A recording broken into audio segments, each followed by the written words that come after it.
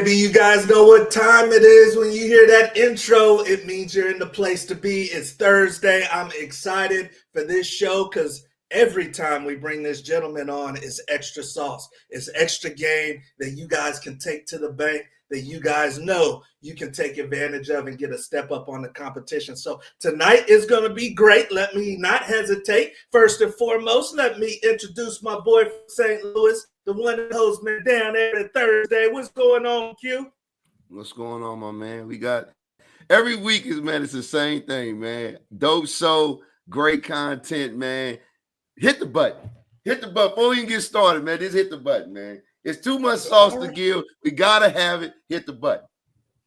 All right. So, hey, when the guru says something, then we don't hesitate, you guys. So, like I said, this is going to be a great show tonight. I've known this gentleman probably since I was a teenager. We played together at the University of Colorado. He is salt of the earth, you guys. He's a man's man, a coach. Former wide receiver at the University of Colorado, went on to coach at McKendree University at a high school level, and then now, you guys, is the head coach at Missouri Baptist, an NAIA program. They are pumping out dogs. They're getting kids pro looks and all-star games. He's recruiting his tail off, you guys, and you got to be a player to play at Missouri Baptist nowadays. And I'm excited for him to talk a little recruiting, talk about his journey, and talk about where the program is going, you guys. And that is none other than the great Coach Jason Burianek. How's it going, Coach? Doing well, guys. How are you guys? Man, what an intro. I need to hang around you guys more often. Oh, man, well deserved. And you got spring ball tomorrow, so I know you're in the thick of it, and we appreciate you taking the time. Oh, no, I'm excited to be here. Wouldn't want to be anywhere else. You know, we got a spring game tomorrow, but hey, the work's done. You know, it's like, what else you going to do? The work's done. It's time to go have a little fun tomorrow, so let's have some fun tonight. There you go. That's the cool part about in the coaching aspect, like the spring game, is just like, okay, I get to kind of see a little bit live. Like, you want to keep everybody healthy, but it's like, okay, I can see what I got, right? No doubt. Well, I want to see what I got, and I'm going to see who's actually had their nose in the playbook, right? So that's the cool part about it. Amen. And as a head coach, man, I don't have to stress about nothing. I win and lose either way. Right. Facts. Yes, indeed.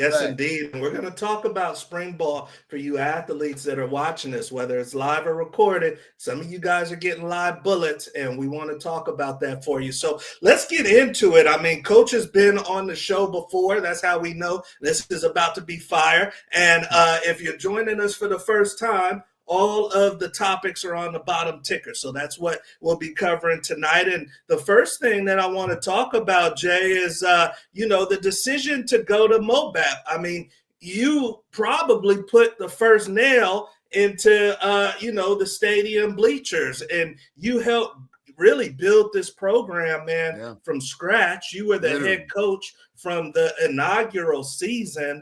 And there's many of other places you could have gone where the journey would have been a lot easier, man. So talk to us a little bit about that decision. Why MOBAP and a startup project? Yeah, no, that's a great question. You know, a lot of those pictures that you're showing of our stadium and our field, man, that was we didn't break ground and open that until we were like, well, the field we didn't break until we were like 2 years in. So like that picture right there, we were 2 years into the program. We were playing at a high school field, and the stadium that you show didn't even come until like year 7. So, there was a lot of work that went into the entire thing. You know, I mean, the not so funny, but just honest answer of why MOBAP is because I needed a job. You know, I was coaching at McKendree and changed head coach. And you know what happens to coaches when they change head coaches? They bring in the new staff. So I wasn't retained and needed a job. I had a job lined up. I was going to go be the offensive coordinator at another school. And Missouri Baptist had the opportunity. They were starting a program. And what's crazy is I literally had interviewed and accepted the offensive coordinator at another job. And I walked back into McKendree. I was going to go sit down with the AD. I was going to tell him, hey, I'm going to take this opportunity. and he was in a meeting. And so I went to my office, I checked my email, and when I was there, I had an email from the athletic director at Missouri Baptist, said, "Hey, I want to interview you." Wow. And I was like, well, I called the head coach back at the other school. I said, "Listen, I know you got to move on this. I'm going to put my eggs in this basket and just pray it works out." And God bless me. And I've been there since. It's a great fit for us. Also, with my family situation, we live on my wife's family's farm, and she was not eager to leave there. And so, just trying to be in the area, and it was a great fit. Wow. And obviously their program and the school has been happy. It's been a win-win, and you have built the program. They might have a stat right next to the Spartan right there. They need one. One day, house he you built, guys, right? Yeah, That's the house he's built, you guys. So no, I appreciate you sharing that, and I know it is home for you, and you're very, very determined to make sure that the program reaches the heights that it can. So appreciate you sharing that, Jay. We're on to our next topic, you guys, and this one is one that I'm glad we have Coach Burianek for, because a lot of you guys are going to be coached by multiple coaches throughout your career. And we've got someone that has played for many coaches. Coach B has too. But right now you're coaching, Jay.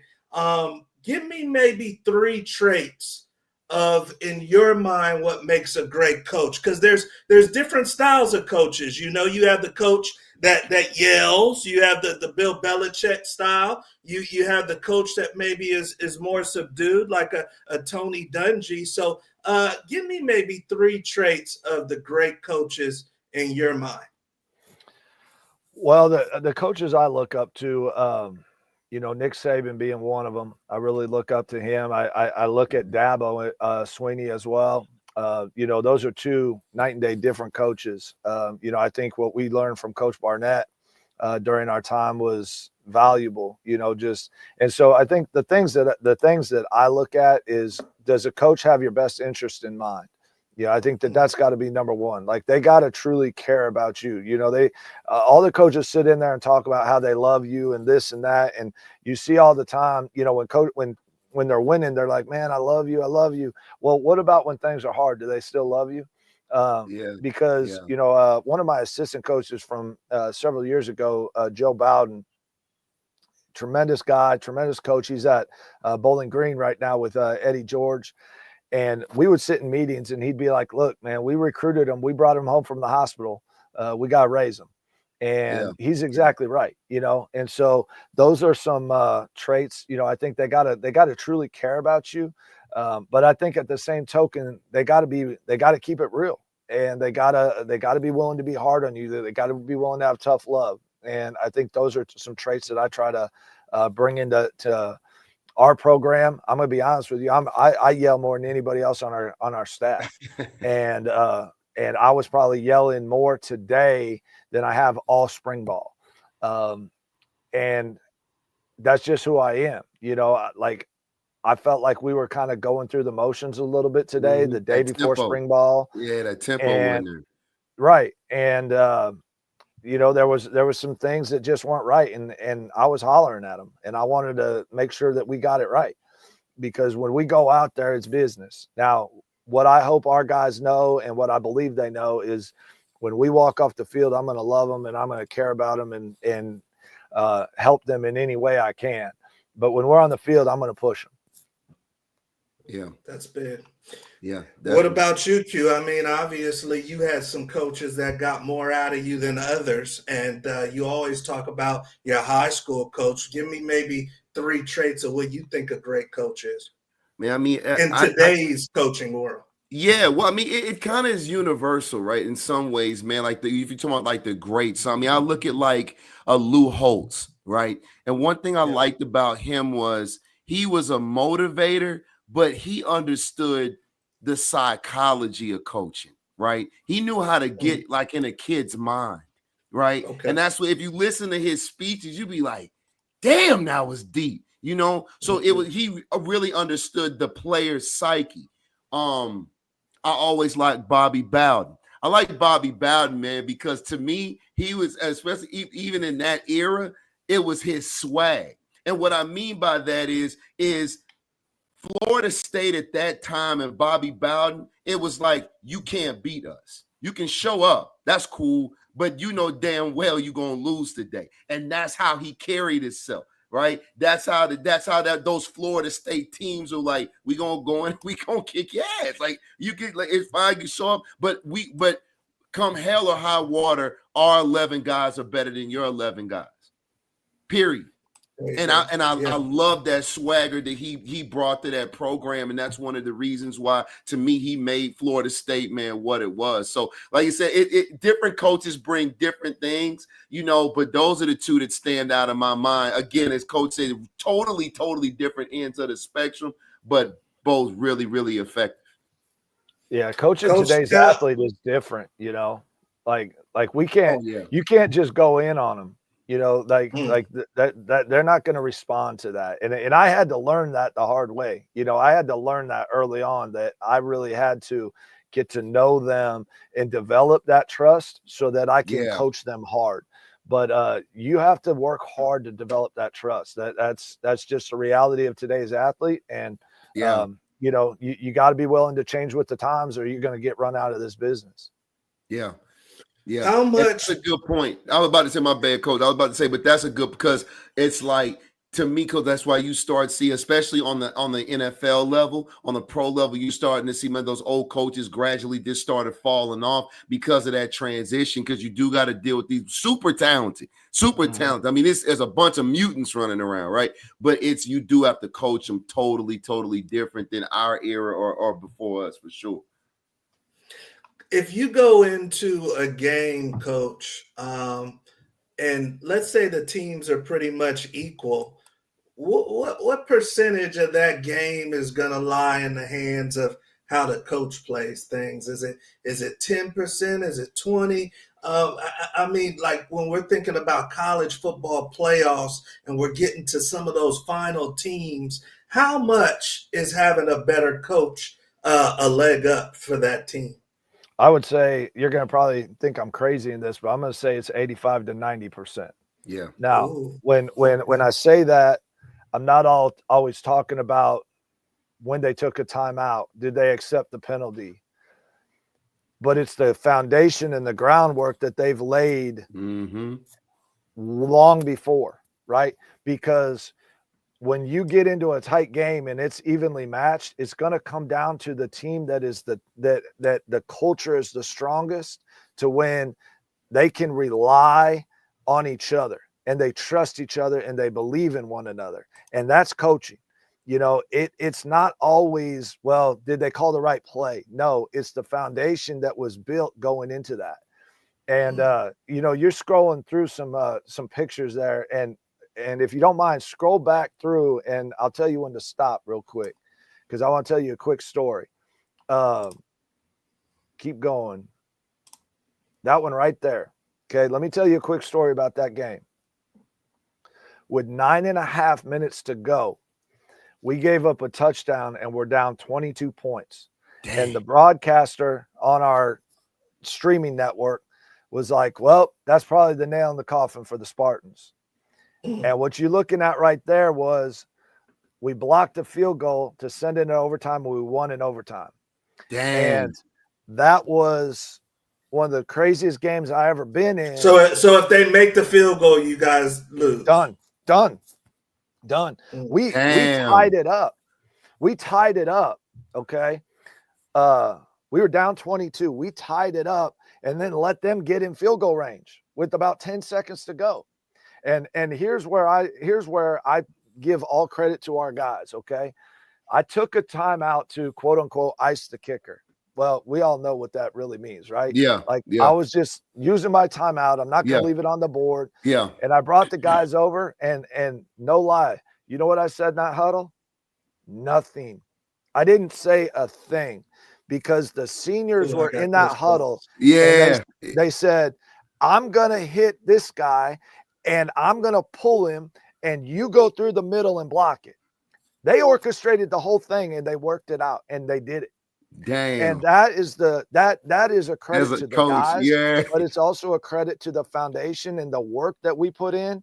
And we studied as a team, as a staff, going back to the summer, and as a team, we studied a book by Coach Grover, who trained Michael Jordan, called Winning. And we studied and all the intricacies that go into winning and all the little things that we had to do to go to win football games.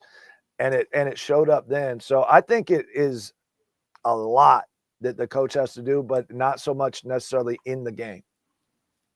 That's a good point. Great illustration right there. Go ahead, Q. I say another thing too is when you notice teams, man, in regards to a great coach, and this is regardless of era. Again, I always look back at some of the greatest teams that the 01-02 Miami team, 93-94 Nebraska, 91 Michigan. All those Notre Dame teams, all the way up to the current Alabama teams in the current era. Great teams, they don't make mistakes really.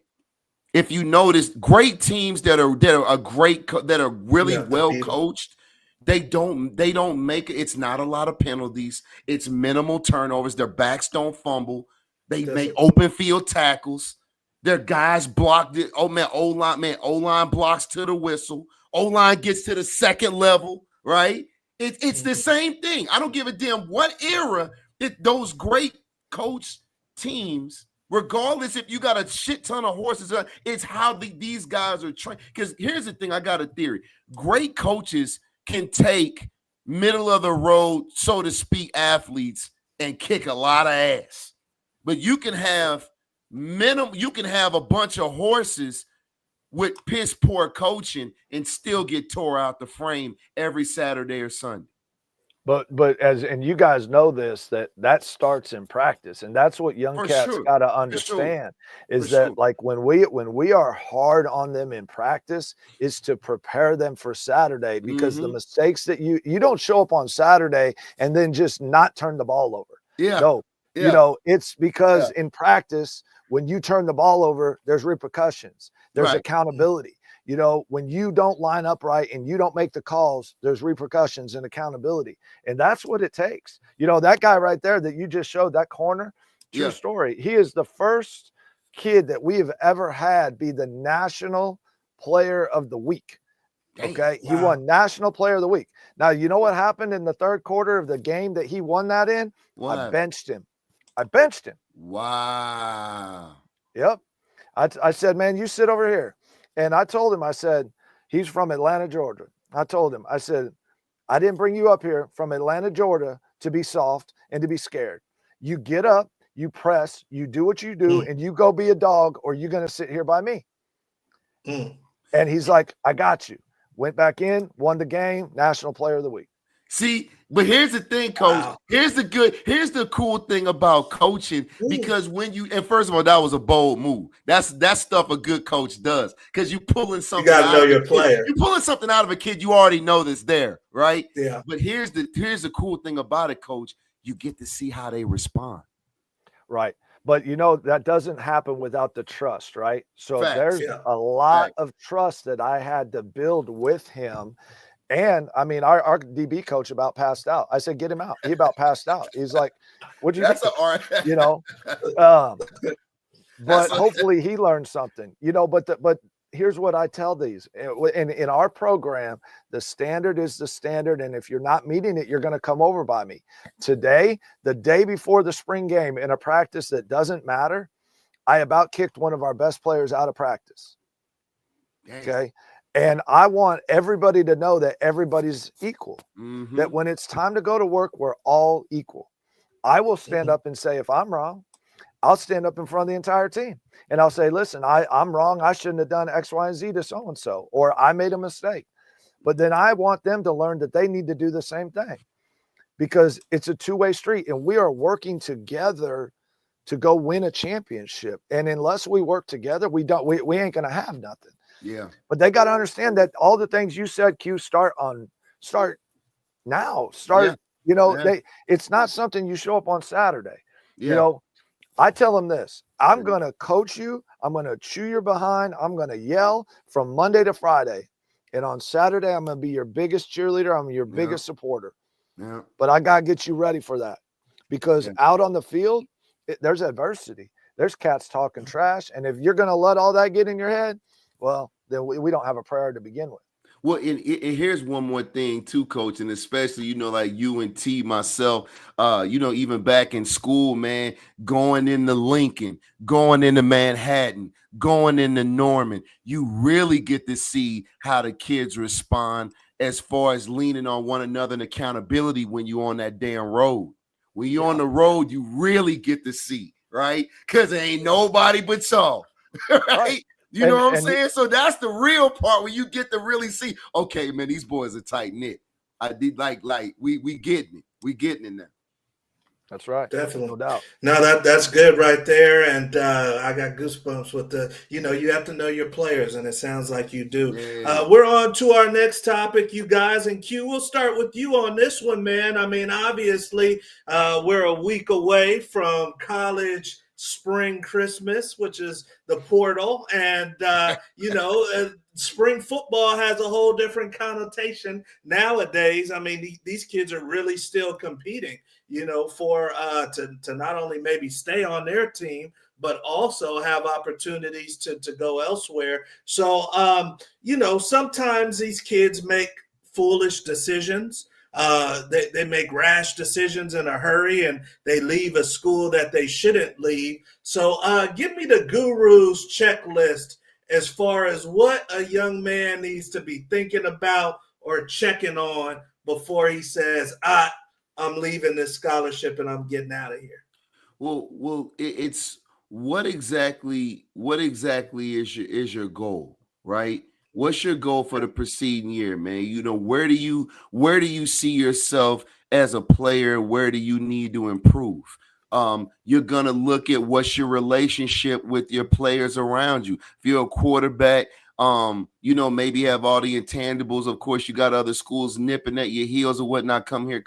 What about your O-line, your backs, your receivers? What's your relationship with them? These kids, and we keep saying this every week, T, like, and any young players listening to this, like, look, man, chasing the bag is not it, man. It's not it. Everything looks good. Man, Coach will tell you, everyone on the show tonight will tell you, there are kids that leave and get stuck in the portal, or they end up somewhere, and you might get a bag, but you know what? You're going to hate where you at, man. And all you're left with is a bag, because you're going to be in a situation even worse than you were before. So that's not where it's at, man. If you're a dog, you'll be a dog anywhere. But that's the thing about it. That's one of the reasons why we love doing this show, is because we try to educate kids and parents. Try to get it right the first time, so you won't have to be at 2 or 3 damn schools. Get it right the first time, man. That way you can do your thing, you can gel, you can establish yourself, dig your feet in where you at, and make some noise, man. But transferring, man, every year, 3 schools in 3 years, or 4 schools in 4, man, that's not cool. And look at this, man. Look at our show. One more thing. I'm sorry. Look, man, look at this show. Look at it, man. Look, these college, man, T and man, these boys went to Colorado, man. Hold on, T, cut that out. Hold on, man. Get back. These 2 boys, man. Everybody, look at this, man. These boys are brothers, man.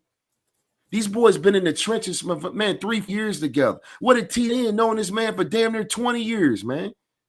These boys are, man, you talking about, man, coaching each other's kids and man, calling each other, man, at night, because, man, somebody family member that died and you could call your dog. Man, you're not going to get that transferring, man, every year, every 2 years, man. These boys grown men with kids. These boys in their 40s, man, and been cool for 20 years. You can't do that hitting no portal. I'm sorry, man. I don't mean to be preaching, Coach, but real talk, we talk about this all the time. These boys are family, man. Y'all look at this, man. These boys are family here, man. That's all my dudes are, you know what I'm saying? Man, I got, cats like Coach, CJ, you know what I'm saying, man? Boys in Colorado. I got cats in, man, we've been cool for years, man. You can't do that bouncing around chasing no bag. No, you hit on something. I mean, something that's sad, just to kind of piggyback on that, is that I'm hearing a lot of schools, in a lot of different sports that they looking at canceling reunions because there ain't no, like, who gonna come back? Who do you have a Don't reunion know who to for? call. Yeah. Right. You know, like you there Right. for 1 year and you're bouncing and you know, it's, yeah, I'm with you. I'm with you 100%. I think that to me is the worst part of the portal is you don't have that buy-in. You don't have that legacy. Like, you know, the rivalries don't mean anything anymore. Nah. You know, because you're not there. You're not there. You're transferring for, like you said, a bag of money. And I love what you said about what is your goal, right? Because my thing is this: most of the guys have a dream of going to the league. Most of the guys have that dream. Well, the one thing I know for a fact is you ain't going to the league if you're sitting on the bench or sitting in the portal. Facts. You ain't going to the league. Facts. You got to be on the field, The field. performing, Yes, producing. sir. Yes, Whether sir. they paying you $1 million or they're paying you a scholarship. I mean, nowadays, and I'm not against the NIL. You know, I don't like it. I think there's pieces, but that's not what we're going to get into. But the bottom line is like, are you playing this because you love the game, or are you playing it because you're just trying to get a little bit of money? Yeah. That's not what it's about. That's not what it's about. You know, not at this level. Now, that's the rules that they got, but you better make sure you're on the field. You know? These facts. Yeah, no, that's a good Facts, point. bro. And these are things that you athletes need to consider. You might be balling at San Diego State and got a chance to go to SC, but are your carries going to diminish and you're not even going to get a pro shot because now you don't have enough carries? So these are things that you guys got to keep in mind. Like Q and Coach said, what's the initial premise? What's the intent from the beginning? We are on to our next topic, you guys. And if you haven't already, I don't know why you haven't, but please make sure that you like, subscribe to our channel, bring a friend next time to the Locker Room Show, because we're going to have the best football community, organic football community on YouTube, you guys, and we need your help and support with that. So please make sure that you like, subscribe, and share if you haven't already. We're going to go to Boulder, as Q was talking about, our alma mater, Jay, and we're going to talk a little Coach Prime. Coach Prime says, I'm making money in Boulder, Colorado, and now he is amongst the cream of the crop, you guys, the blue blood schools, as far as how much money Coach Prime is going to make his first year with his new contract, $10 million.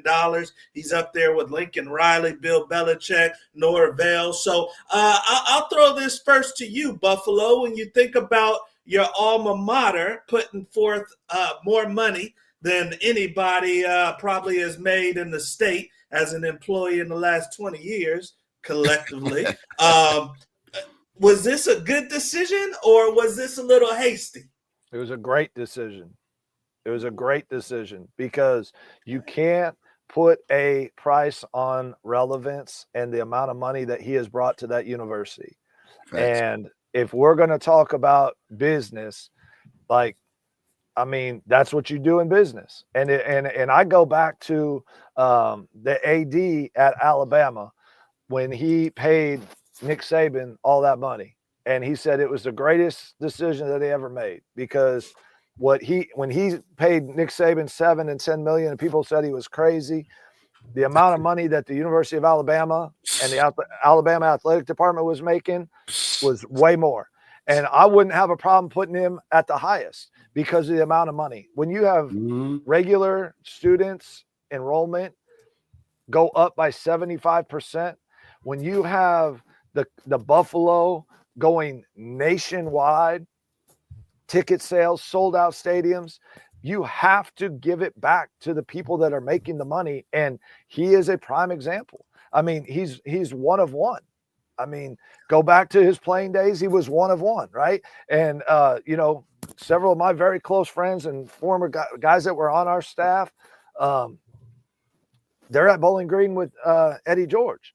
And Eddie George might be a great coach. I've never met Coach George. They talk very highly of him. He just got a new deal at Bowling Green, but he has not built Tennessee State the way Prime built Jackson. Yeah. And Good point. Same thing at Colorado. This, man, we walked around like this for 20 years, hiding that buffalo. It was on our heart, but we hid the sucker because it was not worth anything. Yeah. It wasn't worth anything. We were at the bottom of Division I, and now we're relevant. I can walk into places all over the. I walked into a tiny old gym at my daughter's basketball thing, and a guy had a Buffalo sweatshirt on, and he's like, "Man, I just like Prime." Cool. Pay the man. Man. The university is making money because of him. You got to secure your assets, or they're gonna walk out the door. And these are facts, and they can't have that. Facts. Can you talk to me? I mean, I hear what Coach Jay is saying, but there's a lot of people that says, you guys barely got to a bowl game last year. You looked terrible in the bowl game. You lost a couple of stars this year, so who knows how good you'll be this year. Do you think that Colorado pulled the trigger too fast? No, absolutely not. I'm with Coach 100%. And actually, who shot this up in the foot is Florida State. They should have took Prime as soon as they knew he was leaving Jackson State. Florida State should have got on him immediately. So again, like Coach is saying, $10 million for Prime and what he's done, that's a small price to pay, because you have to look at it, man. Look how you boys went to a bowl this year. Look how quick he got y'all to a bowl. Mm-hmm. Well, not only that, Q, not only that, but not just the bowl game, but he brings a Heisman Trophy.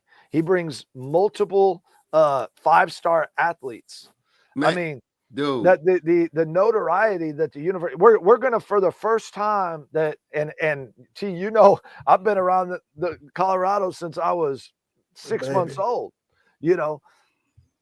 I can't remember. I maybe go back to the 94 class when we're going to have 2 first-round draft choices.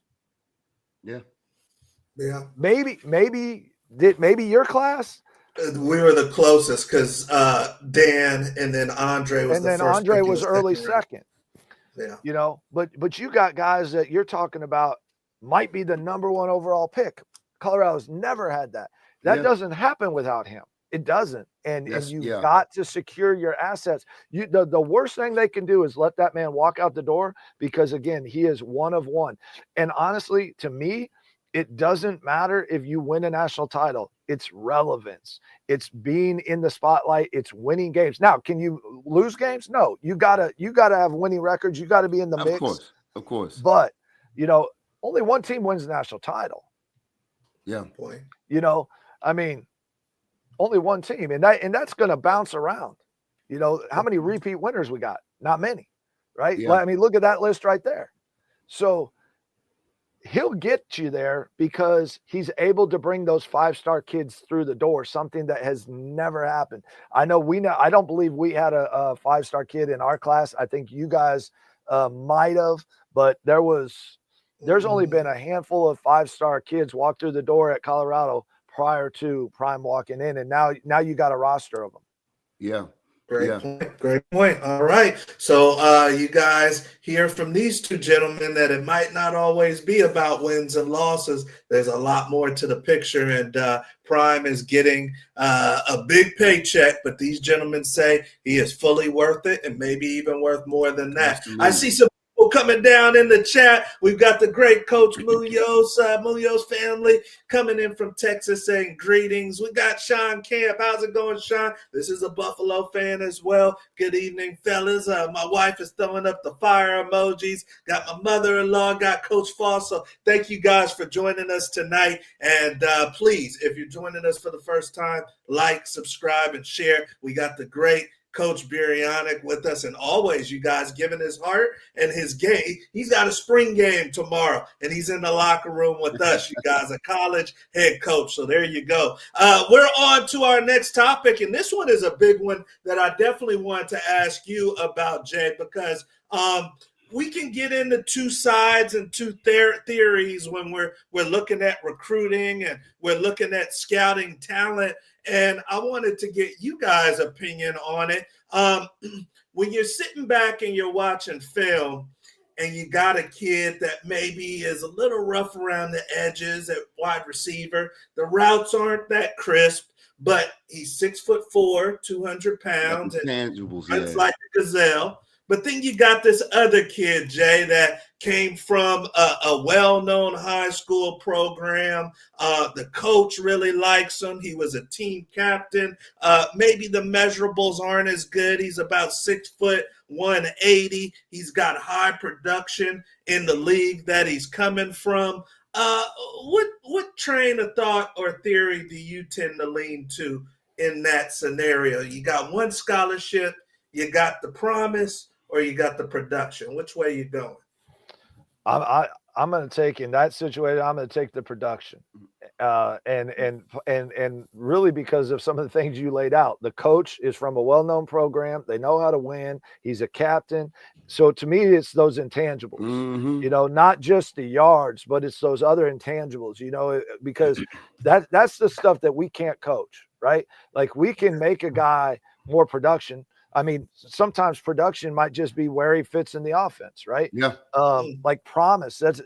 I was looking at this question, and it's a challenge because, you know, when I'm looking at DBs and I'm coaching the defense, I work with the secondary so much. I don't see a lot of defenses run our defense. I don't see a lot of coaches put their guys up in man press. Nah. So it's hard to evaluate what they're doing and can they do it? You know, I have a hard time when they're just, you know, dropping. And it's like, well, it's hard to evaluate. So sometimes we got to take that, you know, I think at the bottom of it, we got to look for guys that truly love it and have a great work ethic. They're going to bring something. They're coachable. Because like I said earlier, I'm going to be hard on them. And I'm especially hard on the freshmen because I want to know if you're going to, if this is for you. You know, because when they sit in my office and they wanting that scholarship, you know what they all tell me? You guys heard this before. They'll, Coach, I'll do anything. I'll do anything to play. You know? We'll see. What, Coach, you know what I tell them? This is true story. I'll have them in there with their parents. I say, well, that's good. Can you give me a glass of water? Right. And they look at me cross-eyed. And I said, well, you said you'd do anything. Yeah. Well, Coach, I meant football. Oh, okay, well, we need a kicker. They look at me again. I'm like, guys, you got to be specific about what you want. You know? Don't come in here stroking my ego. Tell me this if it's not true.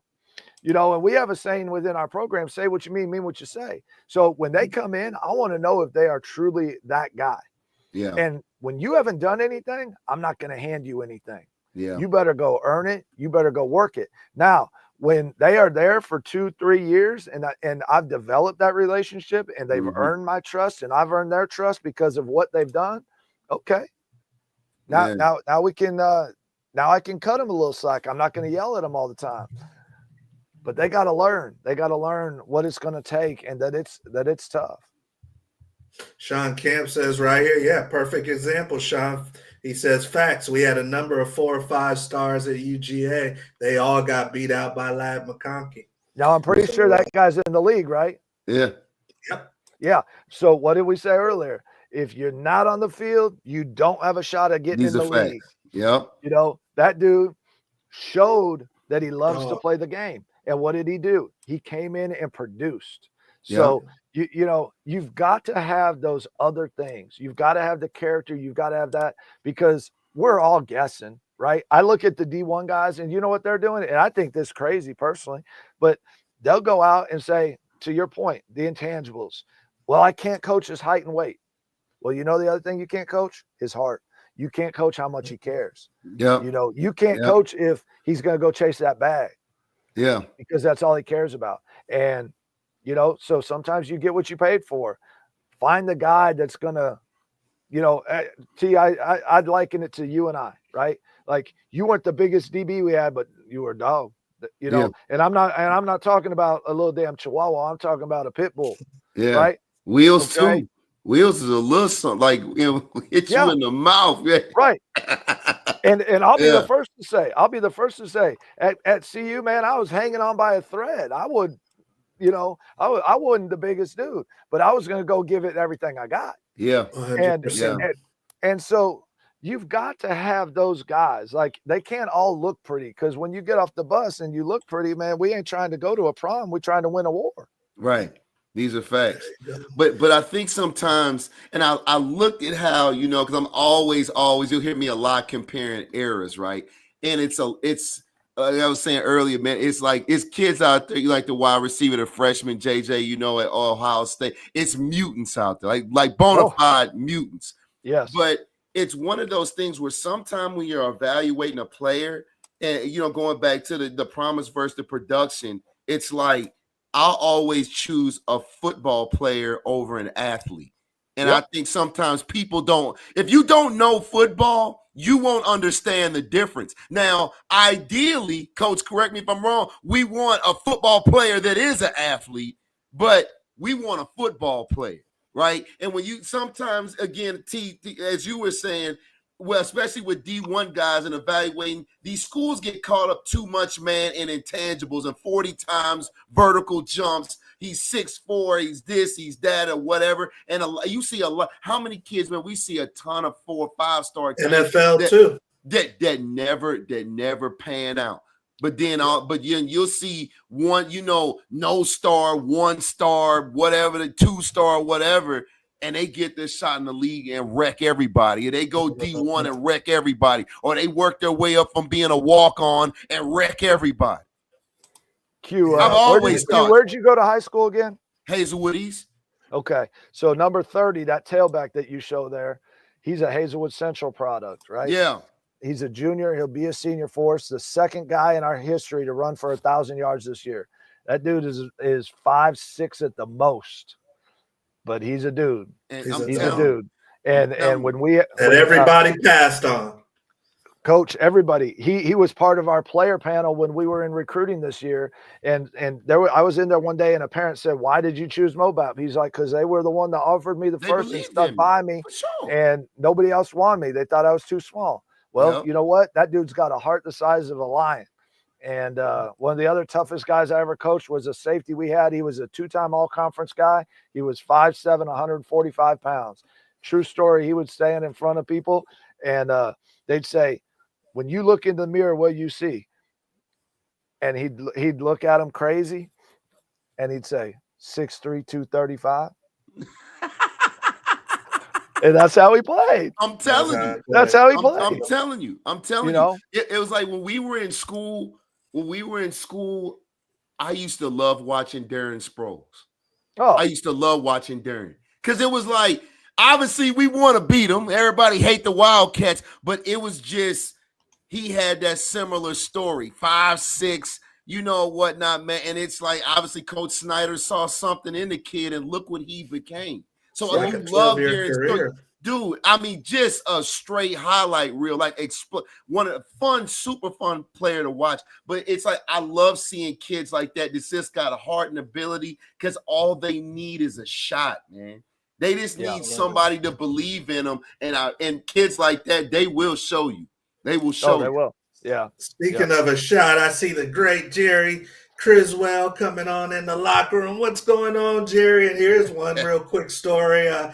Cedric Cormier, your old wide receiver mate at CU, coached his son, Aaron Criswell, at UNLV. Okay. And his son had one hell of a journey to get that one scholarship offer. Mm-hmm. He had to go junior college. He blew out his knee in high school. I coached him his sophomore year in high school and knew he was a Division I player there. It wouldn't be till 6 years later that he would actually see the dream come true. But you know something, T? The thing with that story is, and you know this as well, is Ced is the guy that's going to take those kids, because he lived it.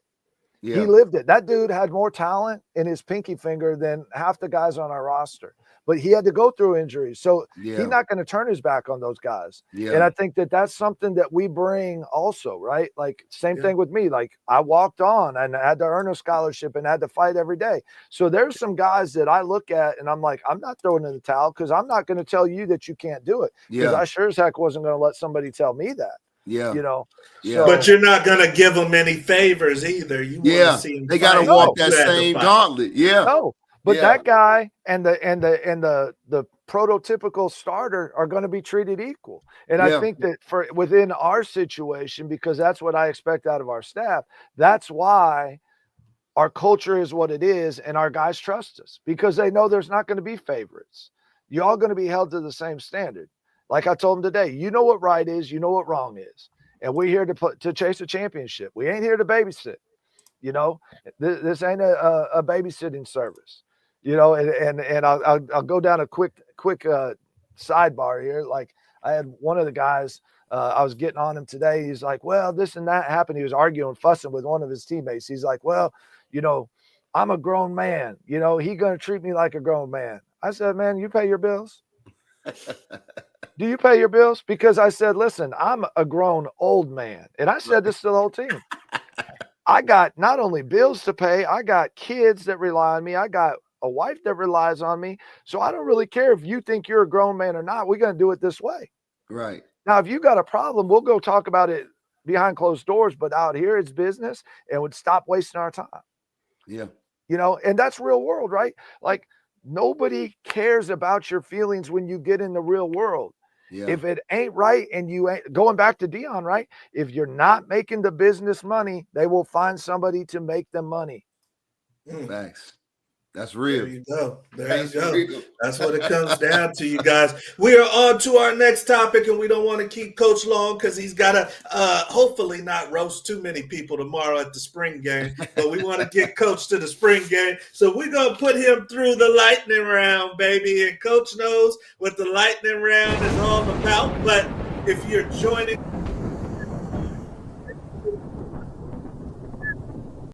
word association, you guys. So Coach Burianek has 60 seconds, and he's going to tell us the first thing that comes to his head when I say what's on my list right here. So, Coach, I know you've been through this before, but ready to roll for round two?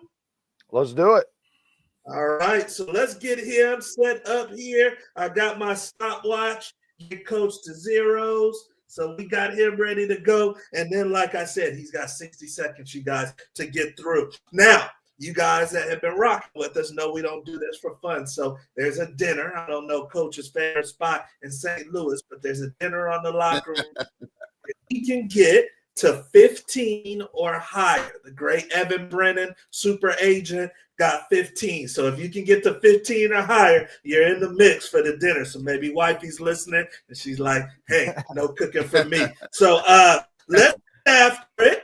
First thing that comes to your mind, and obviously, you know that Coach always God-fearing man. He's going to keep it at least PG-13 for us. So some of these people he might say something on a couple of these. But let's get going. Number one, Coach is at 0. 60 seconds, Coach. First thing that comes to your mind. Boulder High School, go. Panther. Nebraska Cornhuskers. Awful. Best you've ever played with. Andre Giroud. Turkey with gravy or turkey with cranberry sauce? Gravy. Raekwon Ramsey. Beast. Skateboard or snowboard? Snowboard. Phillip Rivers or Drew Brees? Drew Brees. Andre Giroud. So you already said him. We'll say best player. Kobe or LeBron? Kobe. Favorite cartoon growing up? Calvin Hobbes. Terrell Davis or C-Mac? Terrell Davis. Philly cheesesteak or St. Louis barbecue? St. Louis barbecue. 58 seconds. NIL. Awful. Time, and we'll give him one more. Give him 2 for that barbecue, but barbecue back home is smacking. Double up on that one. Or mashed potato. Who was it? Baked potato or mashed potato? Mash. He's going with the mash. All right. So let's add them up. Hey, Coach might have got it. Yeah.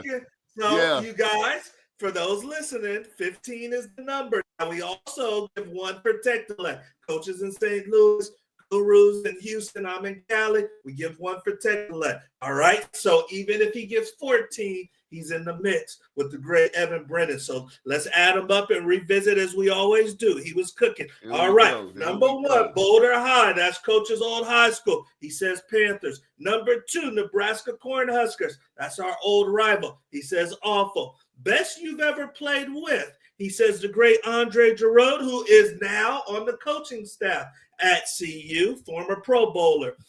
Number 4, turkey with gravy or turkey with cranberry. Coach says, give me the gravy. Number 5, Raekwon Ramsey, superstar from Mobap. He says, beast. Number 6, skateboard or snowboard. He's from Colorado. He says, give me the snowboard. Number 7, Phillip Rivers or Drew Brees. He says, give me Drew Brees.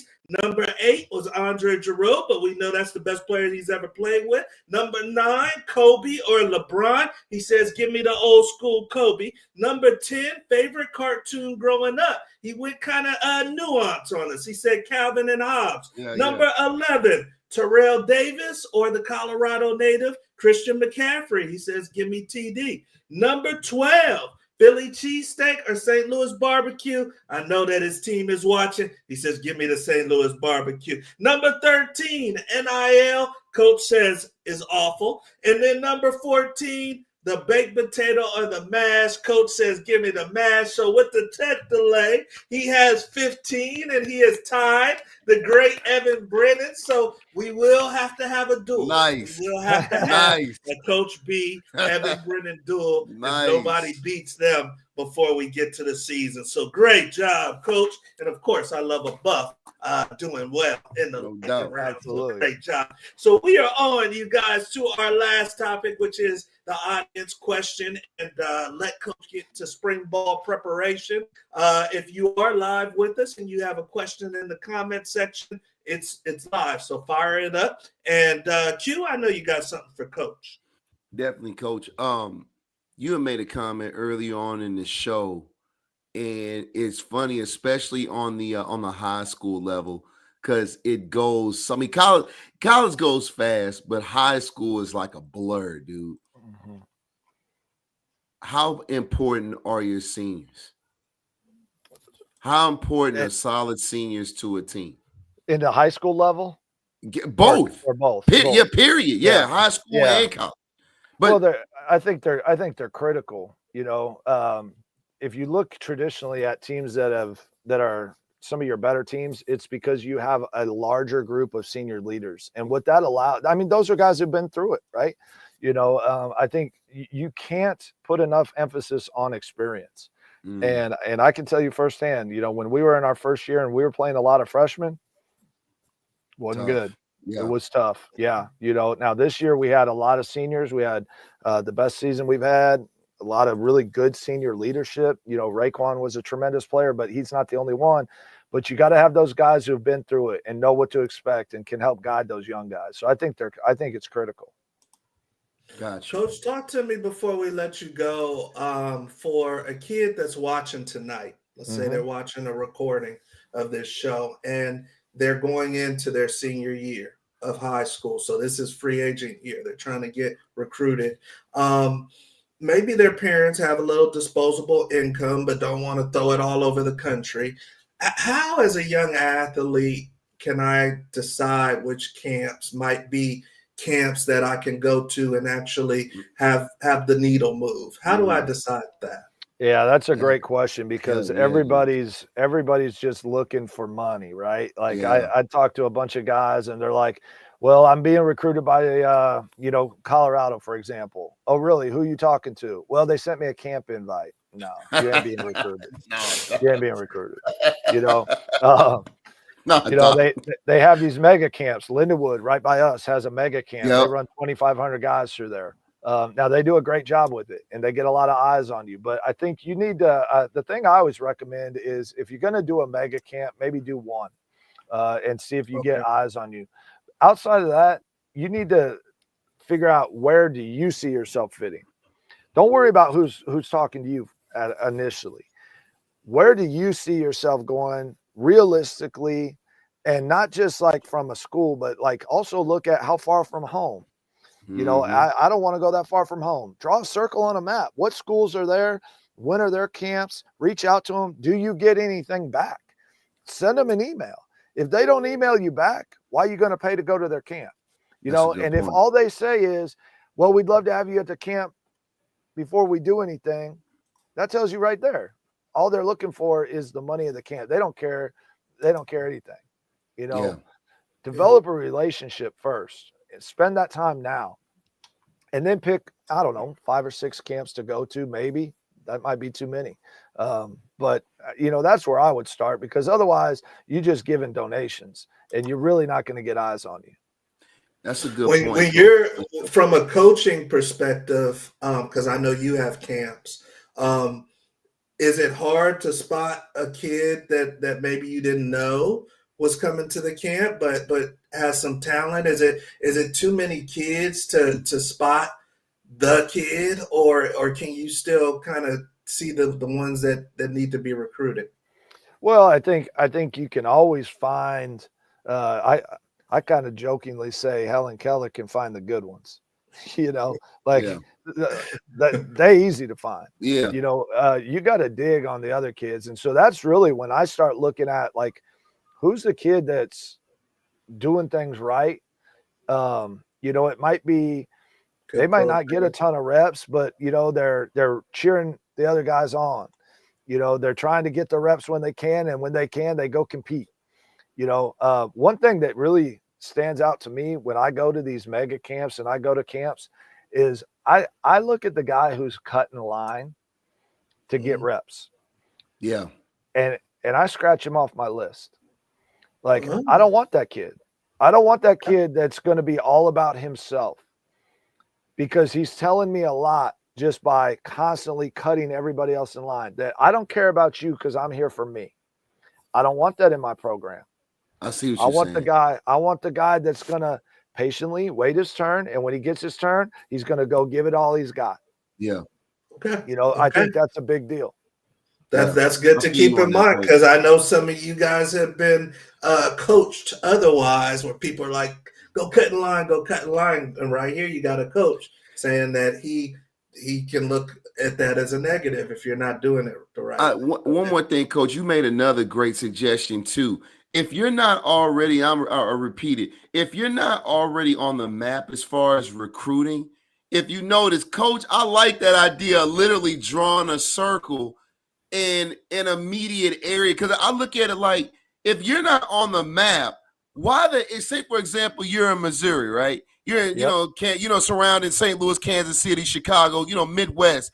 Why the hell would you just go out to a camp out in LA, right? Instead of looking, they do it. In your immediate, they do it all the time. Absolutely. Why wouldn't you look more in your immediate area? Because at least at minimum, the programs in your immediate area at least are aware of your high school program. They've heard of, Hazelwood Central or Hazelwood East or Pattonville or Rittner. Why would you be way down in Georgia and you from Kansas City, right? And you're already not on the map. You're not a blip on anybody. You're not a blip on anybody's screen. At home. Start around your immediate area first. So that was a great suggestion you made. And kids do that. You just hop in the car and drive out to North Carolina, and you live in Iowa. What are you doing? This is a dear friend of ours that actually played D1 ball, and he would have been the type to be cutting in front of people trying to get some more looks. So that's good. I mean, what's your thoughts on is it showing aggression? Like, I think there's balance to it, right? I think there's balance. Okay. Like, of course you want that guy that's aggressive, right? And that you want them to go get noticed. I guess some of it I look at, if you are going to a mega camp with 2,500 athletes, how much notice are you really going to get?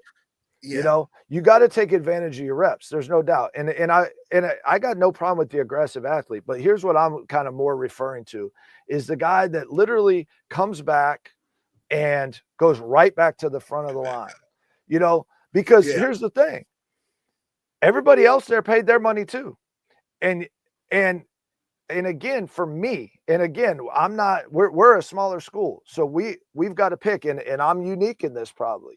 Yeah. But if you're saying that you're constantly just going back to the front of the line, right?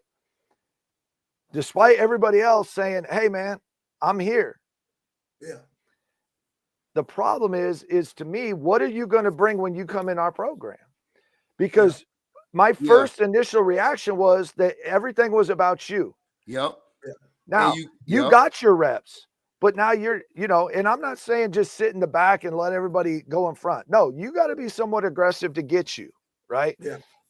And yes, to Coach's point, yes, but here's the thing. If you're that dude, you ain't going to a mega camp to get that big scholarship. If you're that dude, they know about you. That's just the reality. And then there's there's the, because I've seen it. There's the kid like he's talking about that is just rude, you know, doesn't care about nobody, just win. And now he's almost like punking kids to get in the front. And then there's the time where nobody's up there and the coach is like, is somebody going to step up? And you might have just went. No, you're like, yeah, I'm stepping up. You know, here's my big issue. When I go to these camps, you know where the line is every single time? At wide receiver. And they got 5 DBs. I walk through the wide receiver line at all these camps. I go, y'all don't like money? They look at me crazy. I said, well, go play DB. Yeah. That's a go good play point, DB. Coach. That's fair. You know, like, and go figure HB's a wide receiver. I'll be damned. Hey, the same thing happens. The same thing happens when you get into college. We got a wide receiver room full of 15 kids because they all want to be wide receivers. And I got 3 corners over there. Yeah. Man, you can earn money both sides of the ball. Now, there's a difference, but what I'm talking about is that guy. And hey, if that's you, then I'm just going to say, and I'm not throwing shade at anybody. I think it's a great question, but that stands out to me because when you get in our program, you've got to be selfless. Fit the culture. You've got to fit the culture. And you know, I mean, not everybody's that way. And I hear the parents standing up there, man, go get your reps. It's about you. Well, okay. Then guess what? As a parent, I don't want you in our program either because you're going to be up there hollering with my kids standing right next to you because you don't agree with what I'm doing because I didn't do your son right.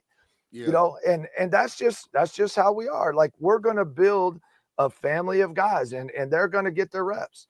But my question is, like, if you want to get noticed, what school do you want to get noticed from? Yeah. Then go to that school and get noticed. Send them an email. Yeah. You know, send 10 of them an email. But when you go into a mega camp and there's 2,500 kids, you know, now in some of those, I put it on the coaches running the camp too. Have some organization about you. Yeah. But I can tell you this happens every year at Lindenwood, and it drives me crazy. I just sit back and watch. Is you got these groups that are from some local that they work out together. So every time that quarterback is up, he wants that wide receiver. Yeah. Well, that's a problem. I want to see you go work with somebody else. Yeah. You know, just roll through. I don't see why it's that hard for everybody to take turns. If you want more reps, here's what you do. Or here's rather, in my opinion, what you don't do. If you want to get noticed and you want more reps, don't go to a camp that has 2,500 kids. Yeah. And I think too, HB, I think what Coach was saying is, and I get what you were saying too, HB, but I think it's more along the lines, you don't want a kid, because he's already, remember I just said at the beginning of the show, spring ball is about seeing what you got. And it's a little bit in regards to when you're looking at kids act that way in a camp, Coach is saying, I don't want that TO type of attitude in my program. And that's I'm already seeing. It's a fine line. There's no doubt. Yeah, I'm already seeing the TO-ism in this kid right out the gate. So that's what he's saying. In that aspect, I don't want that in my program. So we get what you're saying, but you don't want that because basically boiled down, he's probably gonna be a shitty teammate. Yeah, and I see your question about.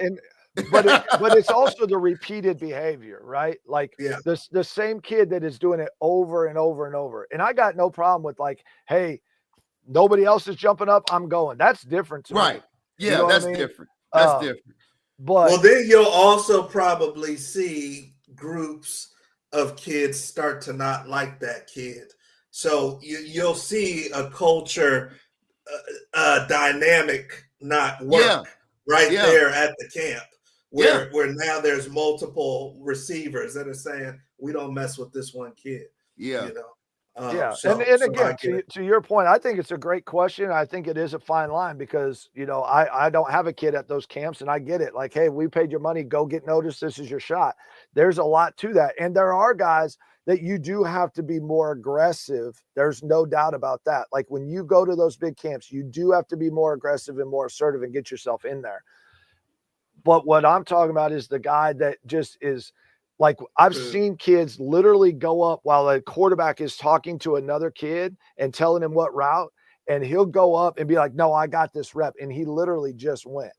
Yeah. That to me is a different deal. You know what I'm saying? Like, I guess I'm not being as concise and clear in what I'm saying, but that makes sense. That to me is more really what I'm getting at is not the kid that's like, nobody's jumping up, I'm going. Cool, go do it, man. I'm all for that. Yeah. But when you start telling other kids, no, you don't got this rep, I got this rep, that becomes a problem. Just wait one more. Yeah. No, that's good right there. So and I see your NIL question, HB, but at his level, the NIA level, it's not as bad. He can keep his culture a little bit better. He's not cutting big checks for players just yet. But no, we want to let you go. Amazing show that we expected to have because we got the right guests. When you got, you said, when you got the right players, you know the game is going to go right. So, Coach B, hey, we love you. Missouri Baptist all the way, and have a great spring game tomorrow, man.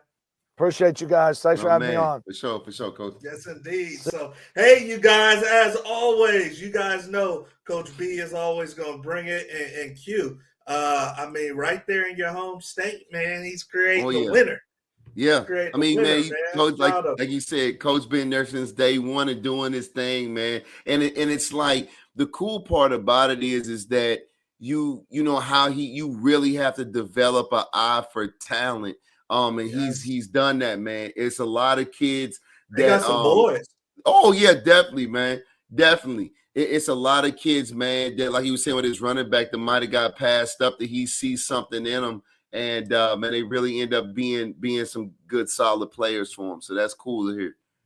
Yes, indeed, man. And we got a great show lined up for you guys next week. I already know who the guest is going to be, but we got some draft action coming up soon, Q.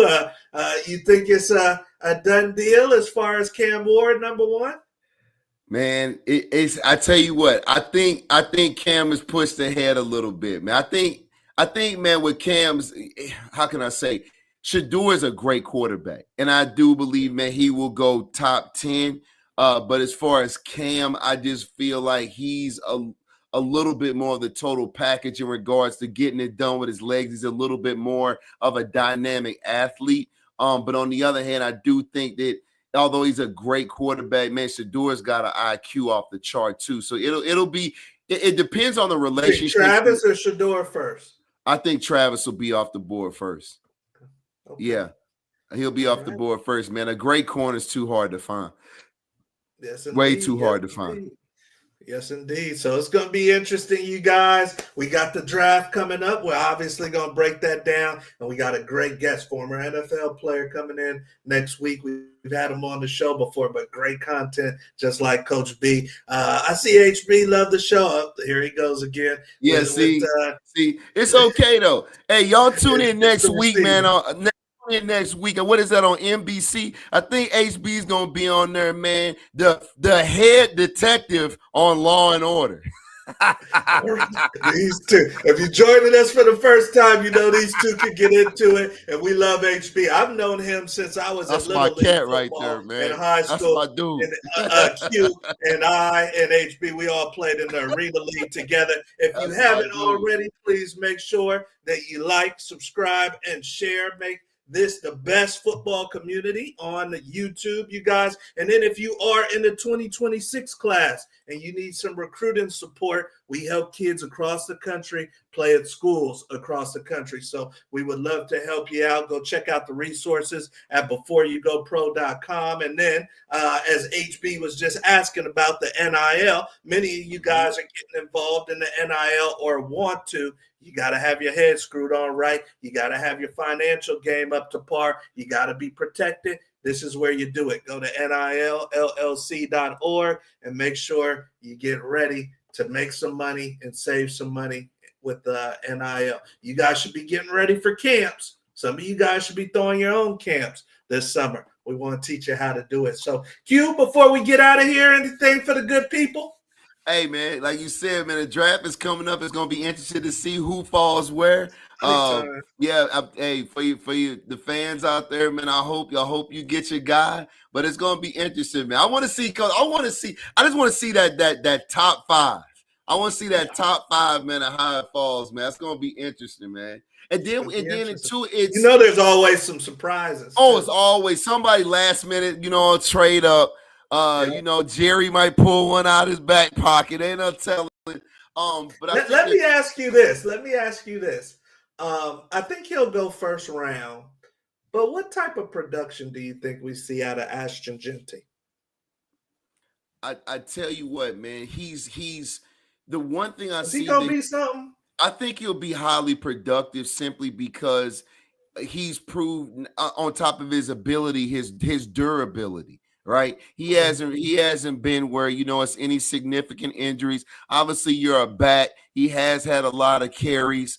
But I do say one thing that I think actually has helped him a lot is the fact that he was at Boise State versus the SEC, so he wasn't in an as physical conference in college. Would you take him or one of the Ohio State boys first? I would take Jeanty first. Just simply off of ability. Well, here's the thing about it, though. Again, remember I was saying football player, athlete. He's both. He's put up the numbers, so he's a great athlete, has the intangibles and the durability, and he's a football player, right? So it's one of those things where, man, if you want to get – now, I'm not going to say maybe that, he's a Terrell Davis, or anything like that. But, I mean, he's a great back. And in regards to the Eagles win, I think you're just going to start seeing the resurgence of good running backs. Yeah, and how people are starting to understand again how important the position is. And that like Saquon has done a huge favor for upcoming running backs to be like, hey, this position is still extremely important in this sport. Yeah. Good point, because the Eagles weren't going to win off the arm. It's no way. No, absolutely not. It's no way. All right, you guys. So, hey, right there, you guys know that the draft's coming up and we got more sauce for you next week. Join us. Make sure you like, subscribe, and share. I'm Coach Wood. That's the Guru. We'll see you at the top. Have a good one.